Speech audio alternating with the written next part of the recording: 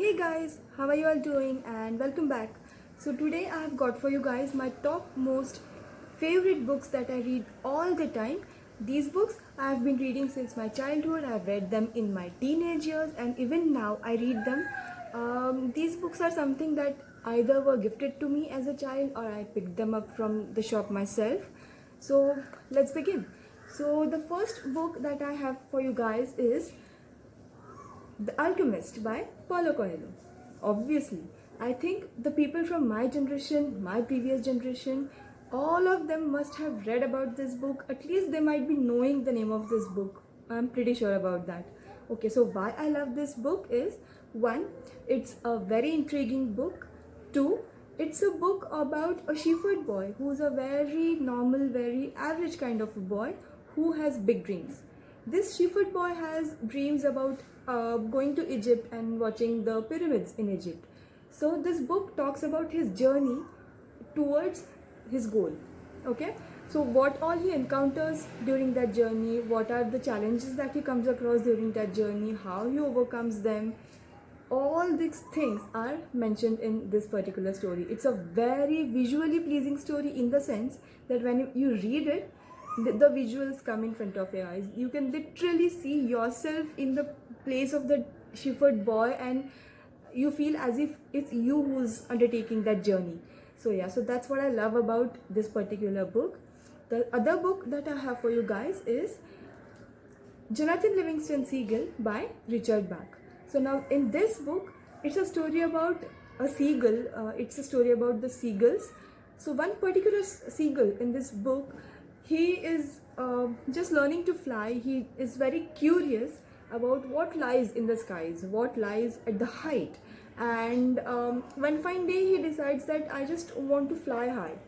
And as all the birds, you all know that even the seagulls have a particular height at which they can fly. But this particular baby seagull, he is a very rebellious, he is a very stubborn kind of a seagull that he wants to cross his boundaries, he wants to get out of his comfort zone and he just wants to soar high and high as much as he can and see what lies beyond.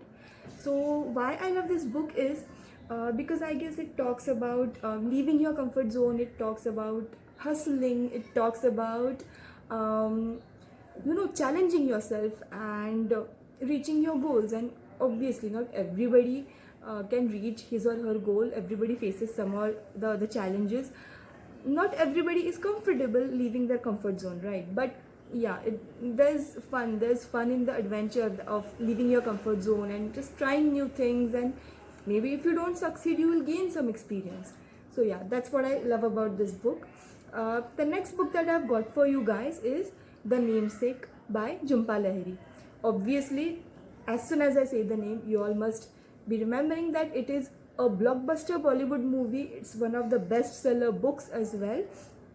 So why I love this book is it is a story about a girl who is like such a protected kind of a girl who has lived a very limited kind of a life in her street. She's a girl from Bengal. She's a girl from West Bengal, Kolkata, if I'm not wrong. And she is a college student, and one fine day her marriage gets fixed and she has to fly to the USA with her husband. So her journey to reach USA with her husband, a girl who has not even crossed her street much.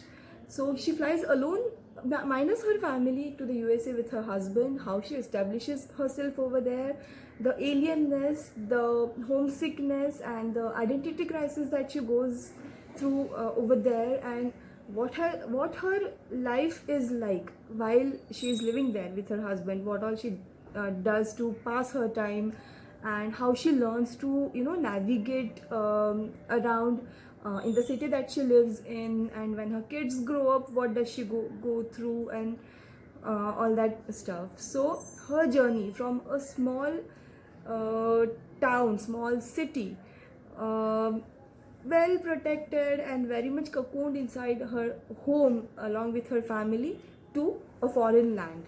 That's what this book talks about, and it's very relatable and very intriguing, and you sometimes get lost in her journey while reading the book. Sometimes you start feeling like one of her friends or one of her neighbors who's living her story along with her in the book when you're reading it. So that's what I love about this particular book.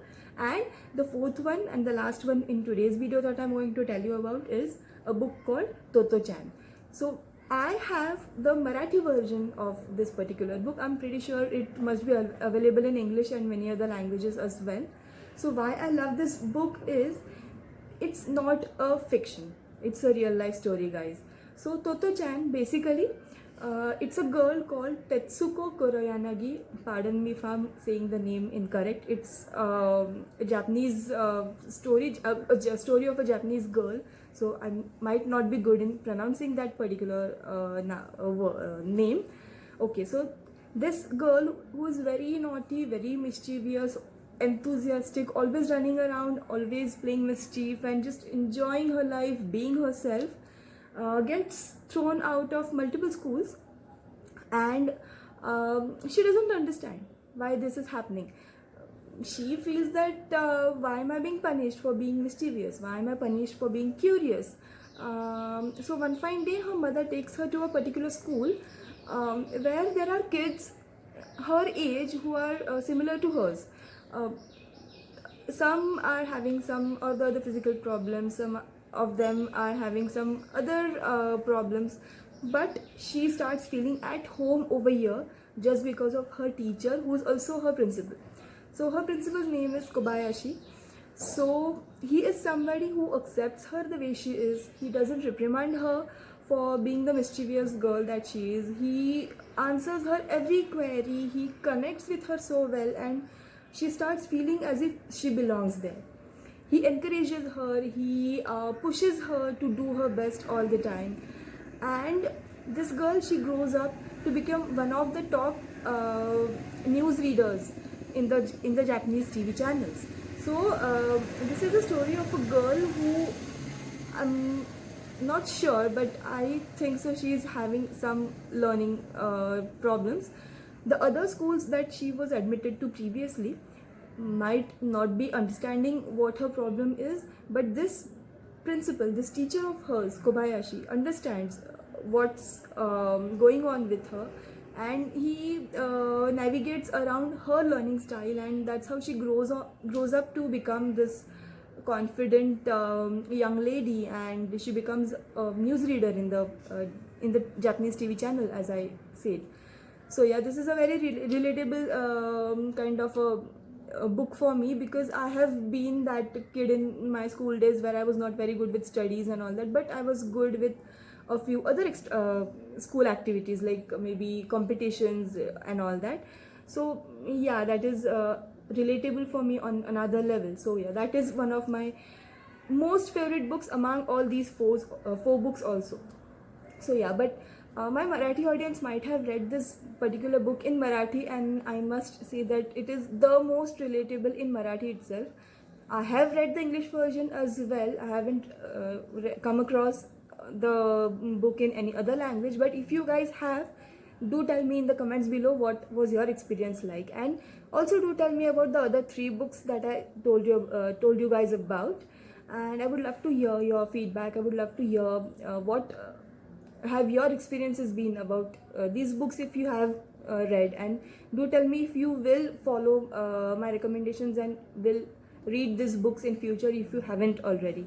So yeah, that was it for today's video, and as I told you, I'll be coming up with maybe a part 2 and 3 of this video also, to tell you guys or to share with you guys about a few more books that I have in my favorite lists. So let's meet up again in my next video. Till then, bye bye and take care. And yeah, like, share, comment and subscribe, and do tell me whether you liked my recommendations about the books in the comments below. I'll be waiting for your feedback. Ta-da!